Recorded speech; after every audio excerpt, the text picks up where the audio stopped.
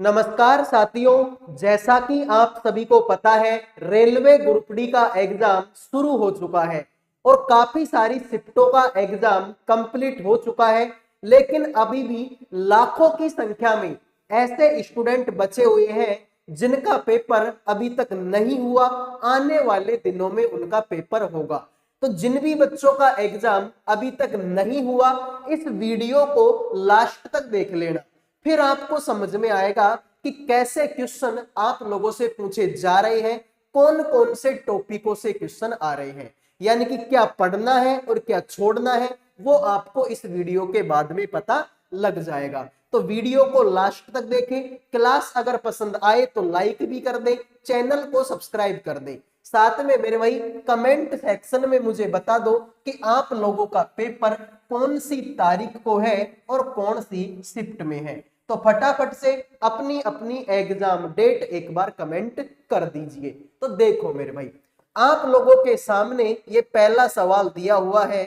सवाल कुछ इस तरीके से है कि प्लस और माइनस को आपस में बदल दिया जाए, गुणा और भाग को आपस में बदल दिया जाए, तो निम्नलिखित समीकरण में प्रश्नवाचक चिन्ह के स्थान पर क्या आएगा। तो ये क्वेश्चन मार्क तुम्हारे सामने है, फटाफट बता दो इस सवाल का आंसर क्या होगा। तो देखो मेरे भाई, सीधी सी बात है, 39 की जगह पर 39 होगा, लेकिन आगे तो भाग है तो गुणा और भाग को बदलना है। तो भाग की जगह पर गुणा लगा दे, 5 आएगा। प्लस और माइनस को बदलना है तो प्लस की जगह पर माइनस और माइनस की जगह पर प्लस। साथ में 99 और गुणा की जगह पर मेरे भाई भाग लगाएंगे तो 9 हो जाएगा। 39 को 5 से मल्टीप्लाई करूंगा तो 9 पंजे 45, 4 5 15, 195 होता है क्या। ठीक है मेरे भाई, तो राइट आंसर देखिए भाई 195 तुम्हारा ये हो गया। माइनस का 8 तुम्हारा ये है। फिर मेरे भाई ध्यान से देखेंगे तो इसको देखो, 9 का भाग 99 में देंगे तो 11 बार जाएगा। 195 में से अगर मैं 8 कम करूंगा तो 187 आंसर आएगा। 187 में अगर मैं 11 जोड़ूंगा तो आंसर मेरे भाई तुम्हारा 198 आएगा, जो कि ऑप्शन नंबर बी में है।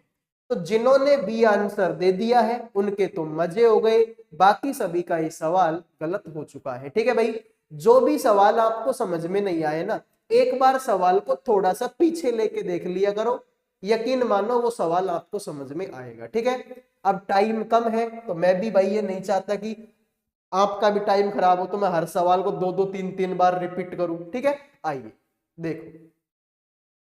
वीडियो में आगे बढ़ने से पहले जो भी स्टूडेंट आप में से रेलवे ग्रुप डी की तैयारी कर रहे हैं, जिनका भी एग्जाम अभी तक नहीं हुआ, आने वाले दिनों में जिन भी बच्चों का एग्जाम है, उन सभी के लिए करंट अफेयर का, जीके का, रीजनिंग का और मैथ सब्जेक्ट का पीडीएफ तैयार कर दिया है केवल 100 रुपए में। 100 रुपए में आपको इन चारों सब्जेक्टों का पीडीएफ मिलेगा। अगर कोई बच्चा इस पूरे पीडीएफ को ध्यान से मन लगाकर पूरा पीडीएफ पढ़ लेता है तो लगभग वो सिलेक्शन के नजदीक पहुंच जाएगा। मात्र 100 रुपए का पीडीएफ है और लास्ट टाइम है मेरे भाई। लास्ट टाइम में अगर 100 रुपए खर्च करके 10 क्वेश्चन का भी फायदा अगर आप लोगों को हो जाता है तो इससे बढ़िया कोई बात नहीं होगी। तो जिन भी बच्चों को पीडीएफ चाहिए, इन नंबरों पे व्हाट्सएप मैसेज करके मात्र और मात्र 100 रुपए में आप चारों सब्जेक्टों का पीडीएफ ले सकते हो। जैसे क्वेश्चन पीडीएफ में है ऐसे ही क्वेश्चन आपको एग्जाम में देखने को मिलेंगे। तो जिनको चाहिए मैसेज कर देना, ये नंबर तुम्हारे सामने लिखे हुए हैं। ठीक है, तो व्हाट्सएप पे मैसेज कर देना। आओ मेरे भाई अगले सवाल पर बढ़ते। देखो, आप लोगों से बोला है यदि ए का मतलब प्लस है, बी का मतलब गुणा है, सी का मतलब माइनस और डी का मतलब भाग, तो निम्नलिखित समीकरण में प्रश्नवाचक चिन्ह के स्थान पर क्या आएगा। तो सभी बच्चे बताएंगे भाई क्वेश्चन मार्क की जगह पर क्या देखने को आपको मिलेगा। तो देखते हैं भाई इस सवाल का आंसर क्या होगा। ध्यान से देखो, 2 की जगह पर तो 2 लिखेंगे, लेकिन या तो बी है, बी का मतलब गुणा है। अब क्वेश्चन मार्क है तो इसकी जगह पर मैं अपनी तरफ से कुछ लिख देता हूं। तो यहां पर मैं मान लो पी लिख दिया मैंने। आगे डी है, डी का मतलब तो भाग है और लगा देंगे मेरे भाई 2। बराबर का चिन्ह है तो बराबर लगा दो 4। बी है तो बी का मतलब गुणा, लगा देंगे 32। आगे डी है डी का मतलब भाग लगा देंगे 8। तो मेरे भाई देखो 2 को p से गुणा करेंगे तो 2p होगा, और 2p में अगर मैं 2 का भाग दूंगा 2 से 2 कटेगा, इधर को p बचेगा, इधर देखो 8 चौके 32, तो 4 गुणा में 4 कितना होता है 16। तो p की वैल्यू आ जाएगी कितनी 16। यही तुम्हारे सवाल का राइट आंसर है।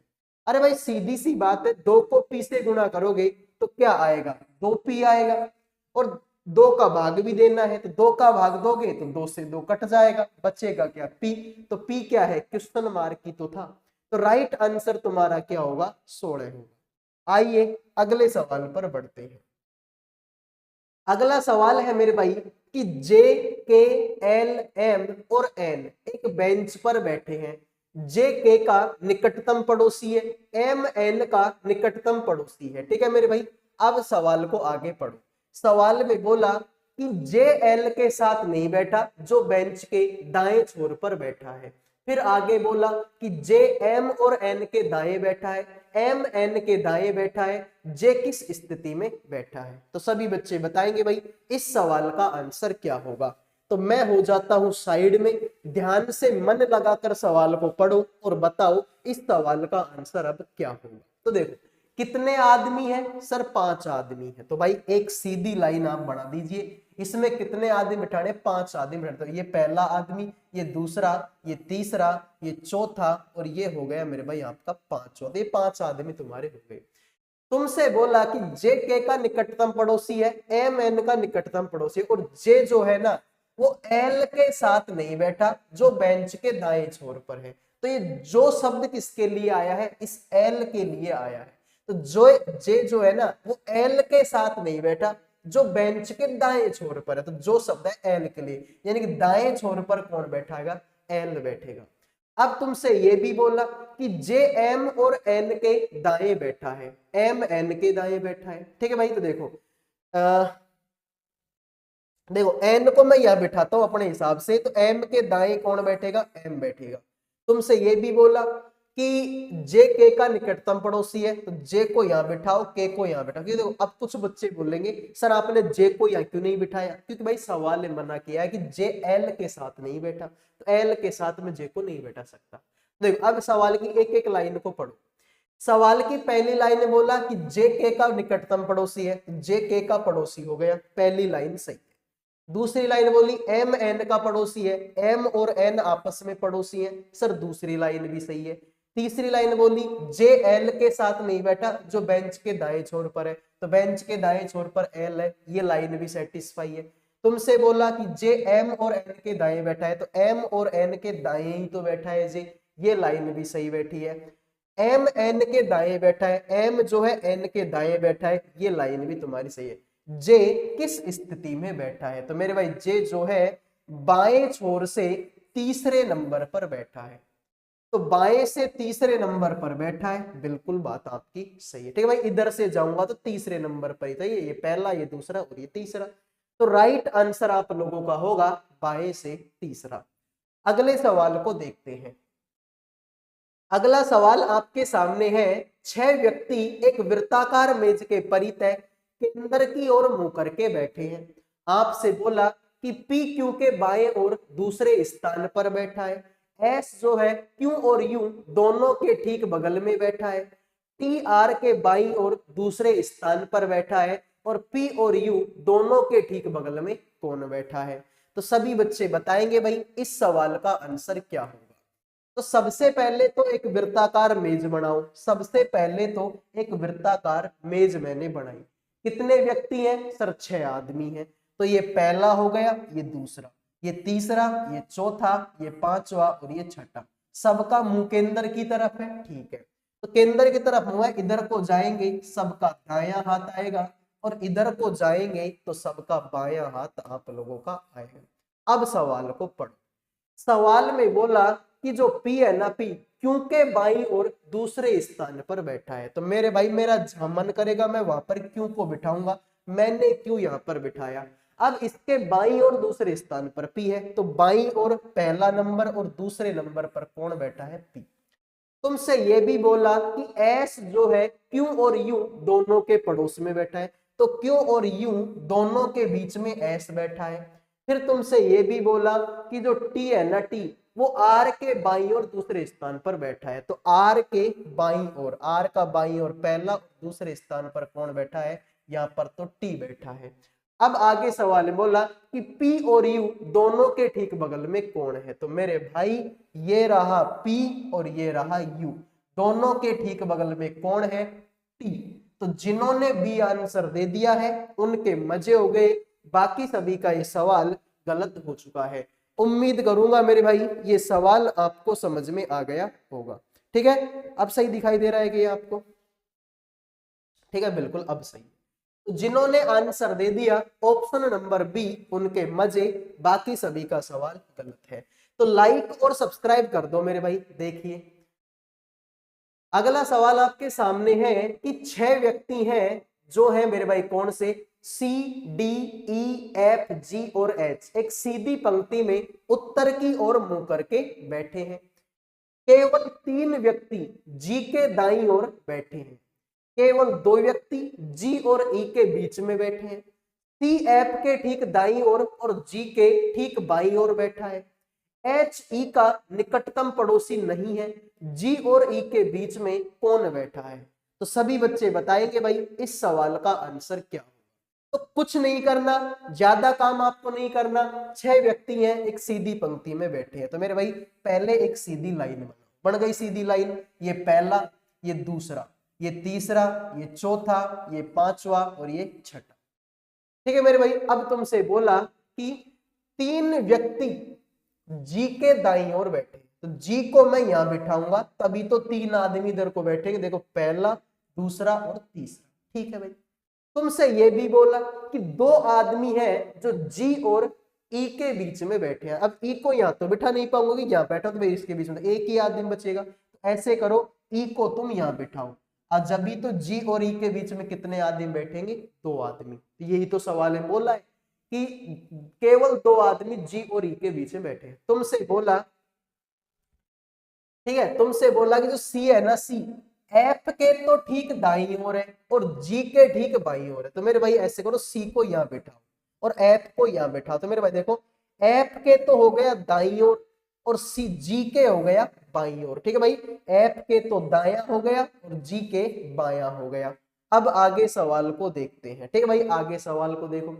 तुमसे बोला कि जो H है ना, H E का निकटतम पड़ोसी नहीं है। तो E का पड़ोसी H नहीं है, तो H को फिर तुम यहां बिठा दो। सारे आदमी बैठ गए, C D बच गया, D को तुम यहां बिठाओ। तुमसे बोला है कि G और E के बीच में कौन कौन बैठा है? तो मेरे भाई ये रहा G और ये रहा E, दोनों के बीच में कौन कौन बैठा है? H और D। तो जिन्होंने ऑप्शन नंबर डी आंसर दे दिया उनके मजे हो गए, बाकी सभी का ये सवाल गलत हो चुका है। तो अब कर दो मेरे भाई एक लाइक और एक सब्सक्राइब। अगले सवाल पर अब हम पढ़ते हैं। देखो भाई अगला सवाल क्या बोलेगा। ठीक है भाई, देखिए सूर्य अस्त के समय लोपा और कृतिका आमने सामने है।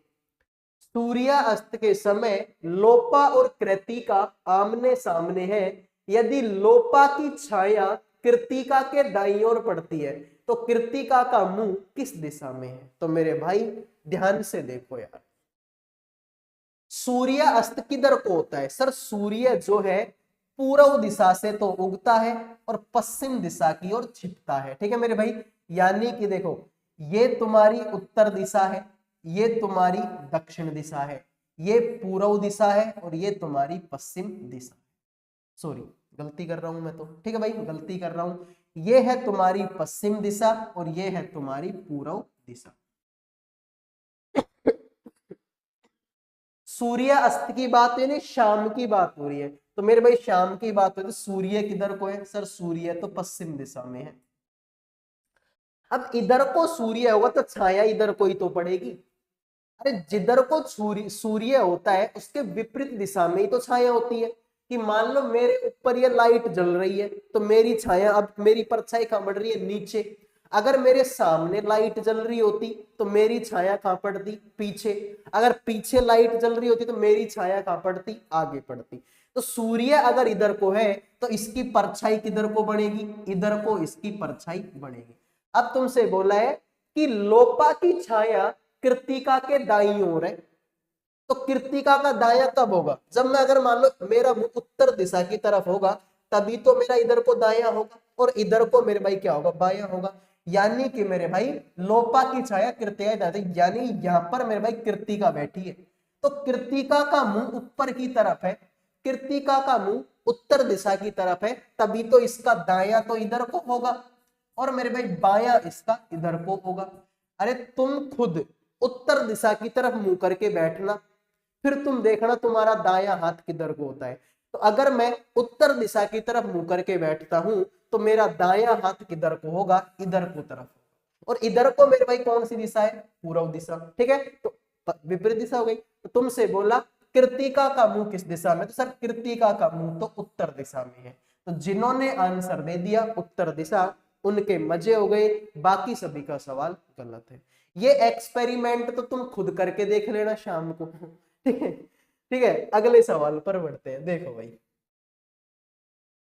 अगला सवाल है, गौरव अपने उत्तर की ओर मुख वाले घर के पिछले दरवाजे से बाहर निकलता है, तो मेरे भाई और 25 मीटर सीधा चलता है, फिर बाएं मुड़ता है और 36 मीटर चलता है, फिर बाएं मुड़ता है 47 मीटर चलता है, फिर बाएं मुड़ता है 36 मीटर चलता है। अब वह अपने घर से कितनी दूर और किस दिशा में। सिंपल सवाल है और भाई अच्छा सवाल है, डायरेक्शन के लगभग 2 से 3 क्वेश्चन एग्जाम में मिलेंगे आपको। ठीक है भाई, तो देखो यहां पर मान लो कि गौरव का घर है, यहां पर गौरव का घर है, अब घर का मुंह तो उत्तर दिशा में है, घर का मुंह तो उत्तर दिशा में है, लेकिन गौरव है ज्ञानी। गौरव क्या है, ज्ञानी है, मुंह की तरफ से नहीं निकलता, पीछे की तरफ से निकलता। देखो भाई पिछले दरवाजे से निकलता है, कौन से दरवाजे से, पिछले दरवाजे से। तो यानी कि गौरव सामने से नहीं निकलता, गौरव निकलता है पीछे से, तो पिछले दरवाजे से निकलेगा तो मेरे भाई कितना चलेगा, 25 मीटर सीधा चलता है। उसके बाद में मेरे भाई बाएं मुड़ता है और 36 मीटर चलता है, उसके बाद में बाएं मुड़ेगा और कितना चलेगा, 36 मीटर चलेगा। उसके बाद में फिर बाएं मुड़ता है और 47 मीटर चलता है, उसके बाद में फिर बाएं मुड़ता है और 47 मीटर चलता है, फिर दोबारा बाएं मुड़ता है और 36 मीटर चलता है, दोबारा बाएं मुड़ेगा और 36 मीटर चलेगा। तो अब वह अपने घर से कितनी दूरी पर है और किस दिशा में। तो मेरे भाई प्रेजेंट टाइम में गौरव यहाँ पर है, तो घर से कौन सी दिशा है ये, सर घर से तो उत्तर दिशा है। तो पहली बात तो ये दोनों ऑप्शन तो खत्म हो गई भाई, यहाँ पर घर है तो ये कौन, ये उत्तर दिशा है। अब कितनी दूरी पर है वो देखो, ये टोटल दूरी कितनी है, 47। अब ये 47 है तो फिर ये भी 47 होगी। अब 47 में से 25 तो ये है, तो 47 में से 25 घटा दो, आंसर आएगा 22। तो 22 मीटर है उत्तर दिशा की तरफ, 22 मीटर है कहां पर, उत्तर दिशा की तरफ। तो जिन्होंने ऑप्शन एक आंसर दे दिया उनके मजे हो गए, बाकी सभी का सवाल गलत हो चुका है। आओ मेरे भाई अगले सवाल पर बढ़ते हैं। ऋषभ पश्चिम की तरफ चलना शुरू करता है और 70 मीटर चलने के बाद बाएं ओर मुड़ता है और 35 मीटर सीधा चलता है। वह पुनः बाएं मुड़ता है और मेरे भाई 30 मीटर चलता है, फिर से बाएं मुड़ता है और 35 मीटर चलता है। आरंभिक बिंदु से वह कितनी दूरी पर है। सभी बच्चे बताएंगे भाई इस सवाल का आंसर क्या होगा। तो देखते हैं आप में से कितने बच्चे आंसर करेंगे। तो मेरे भाई देखो, मान लो कि ऋषभ वर्तमान में यहां पर है, पश्चिम की ओर चलता है और 70 मीटर चलता है, पश्चिम की ओर चला और मेरे भाई 70 मीटर तुम्हारा चलता, फिर बाएं मुड़ता है और 35 मीटर चलता है। तो बाएं मुड़ेगा और 35 मीटर तुम्हारा चलेगा, फिर बाएं मुड़ेगा और 30 मीटर चलेगा, फिर बाएं मुड़ेगा, ठीक है, और बाएं मुड़ेगा और 30 मीटर चलेगा। उसके बाद में पुनः बाएं मुड़ता है और 35 चलता है, पुनः बाएं मुड़ता है और कितना चलता है, 35 मीटर चलता है। तो अब वह आरंभिक बिंदु से कितनी दूरी पर है। तो ये अगर 30 है तो ये भी कितनी होगी, 30। तो 70 तो ये और 30 ये, 70 और 30 कितना होता है, 100 होता है। तो जिन्होंने मेरे भाई 100 मीटर आंसर दे दिया है उनके तो मजे हो गए, बाकी सभी का ये सवाल गलत हो चुका है। आओ मेरे भाई अगले सवाल पर बढ़ते हैं। सभी बच्चे बताएंगे इस सवाल का आंसर क्या होगा। क्वेश्चन मार्क की जगह पर कौन सी संख्या इनमें से आएगी। क्या इस सवाल का आंसर 15 होगा, 21 होगा, 22 होगा या फिर आपका 23 होगा।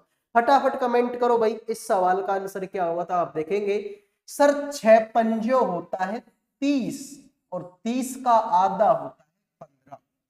9 चौके होता है 36 और 36 का आधा होता है 18।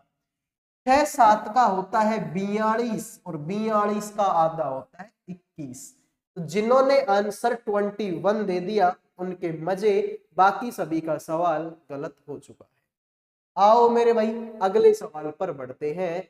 सभी बच्चे बताएंगे क्वेश्चन मार्क की जगह पर कौन सी संख्या आप लोगों की आएगी। फटाफट कमेंट करो भाई इस क्वेश्चन मार्क की जगह पर कौन सी संख्या आप लोगों की आएगी। तो बड़ा सिंपल सवाल है, ज्यादा कुछ नहीं करना। 9 को और 6 को अगर मैं जोड़ दूं तो 9 और 6 होता है मेरे भाई 15। 12 को और 8 को अगर मैं जोड़ दूं तो 12 और 8 होता है 20। 13 को और 6 को जोड़ दूं तो आंसर होता है 19। इसको अगर मैं 6 से गुणा कर दूं तो 15 छिका होता है 15 5 75, 15 छिका 90। इसको अगर मैं 6 से गुणा कर दूं 20 छिका 120 होता है जो कि है। तो 19 गुणा में 6 कर दूं तो मेरे भाई आंसर कितना आएगा। तो मेरे भाई 114 आंसर आता है क्या, बिल्कुल। तो राइट आंसर आप लोगों का क्या होगा, 114 होगा। तो जिन्होंने आंसर दे दिया ऑप्शन नंबर 1 उनके तो मजे हो गए, बाकी सभी का ये सवाल गलत हो चुका है। उम्मीद करूंगा ये सवाल आपको समझ में आ गया होगा, साथ में ये वीडियो भी आपको पसंद आया होगा। तो पसंद आया है तो वीडियो को लाइक कर दो, चैनल को सब्सक्राइब कर दो। अगले वीडियो में मिलूंगा। जय हिंद, जय भारत।